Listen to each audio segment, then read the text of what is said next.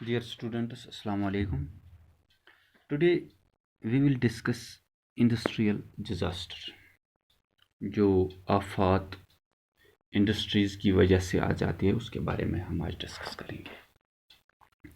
Industries میں جو accidents یا ڈیزاسٹرز آفات وغیرہ اس لیے آتے ہیں کیونکہ کبھی کبھار انڈسٹریز میں ٹیکنیکل فیلئر ہوتا ہے یا ارسپانسیبل وے سے انڈسٹریز کو ہینڈل کیا جاتا ہے یا کوئی جو ہیزارڈیس میٹیریل ہوتا ہے اس کی لیکیج کی وجہ سے یا اس کی ارسپانسیبل ہینڈلنگ کی وجہ سے غیر ذمہ دارانہ حرکتوں کی وجہ سے ایسی آفات آ جاتی ہے.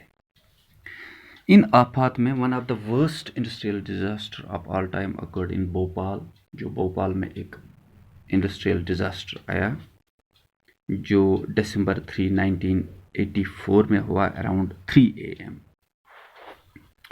جو ایک ٹیکنیکل ایکسیڈنٹ تھا جس میں ہائیلی پوائزنیس زہریلی گیس یعنی methyl isocyanate MIC gas along with hydrogen cyanide and other reaction products leaked out of the pesticide factory, جو pesticide factory سے ریلیز ہو گیا.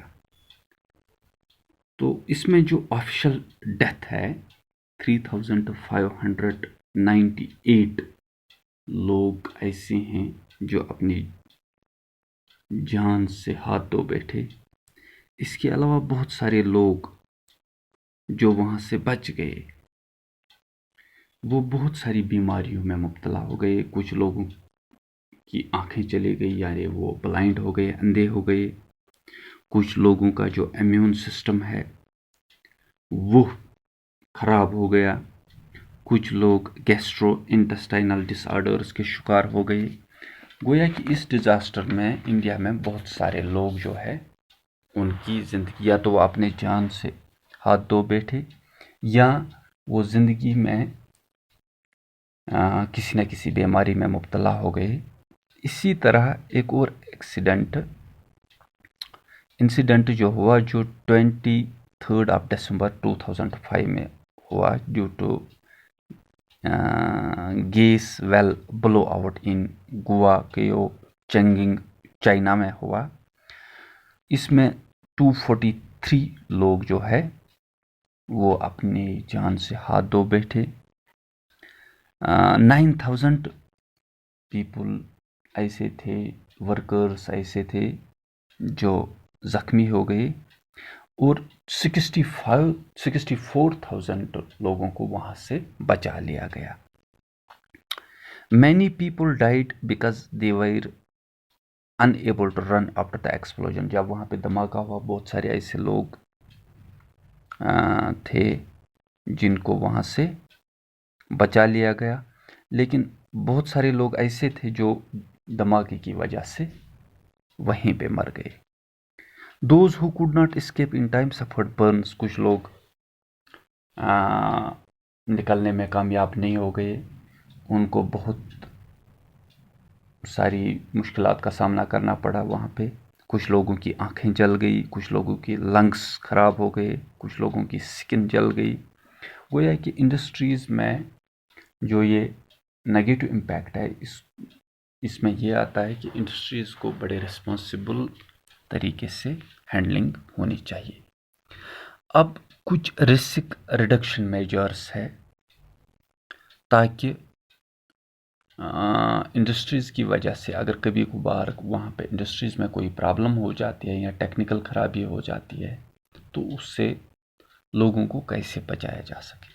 پہلی بات جو ہے, جو ڈینسلی پاپولیٹڈ ریجنز ہوتے ہیں ان میں انڈسٹریز ڈالنے کا جو ہے, ان میں انڈسٹریز بنانے کے لیے گورنمنٹ اجازت نہیں دیتی ہے کیونکہ وہاں پہ زیادہ سے زیادہ جانوں کو جانے کا خطرہ رہتا ہے.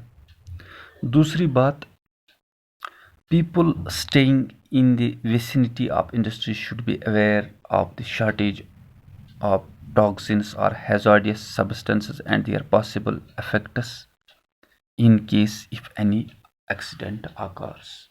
یعنی وہاں پہ جو لوگ رہتے ہیں، جو انڈسٹریل ایریا میں لوگ رہتے ہیں، ان کو اس بات کی جانکاری ہونی چاہیے کہ اگر کبھی انڈسٹری میں کوئی تکنیکی خرابی کی وجہ سے گیسز نکل گئے، لیکیج ہو گیا، تو ان چیزوں سے ان کی جانوں کو کتنا خطرہ ہے اور وہ خود کو کیسے ان چیزوں سے محفوظ رکھ سکتے ہیں۔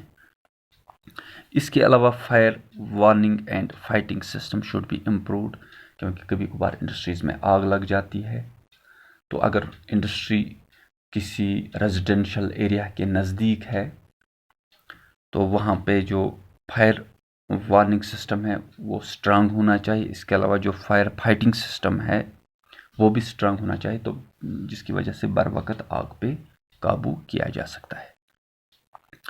اس کے علاوہ shortage capacity of toxic substances should be limited, جو انڈسٹریز میں ٹاکسک سبسٹنسز استعمال ہو جاتی ہے ان کا استعمال کم ہونا چاہیے۔ اس کے علاوہ pollution dispersion qualities in the industry should be improved, تاکہ جو انڈسٹریز ہے وہ کم پولوشن کریں، وہ ہمارا جو ہوا ہے، ایئر ہے، سوئل ہے، واٹر ہے، یہ زیادہ پالیوٹ نہیں ہونا چاہیے، کیونکہ آج کل جو ماڈرن ٹیکنالوجی ہے وہ گرین ٹیکنالوجی ہے۔ آج کل کی جو ٹیکنالوجی اس کا یہی مقصد ہے کہ جو ہمارا ایئر ہے، سوئل ہے یا واٹر ہے وہ کم پالیوٹ ہو، تاکہ وہاں کے جو لوگ ہیں وہ انڈسٹریز کی وجہ سے اثر انداز نہ ہو۔ I think that is all for today.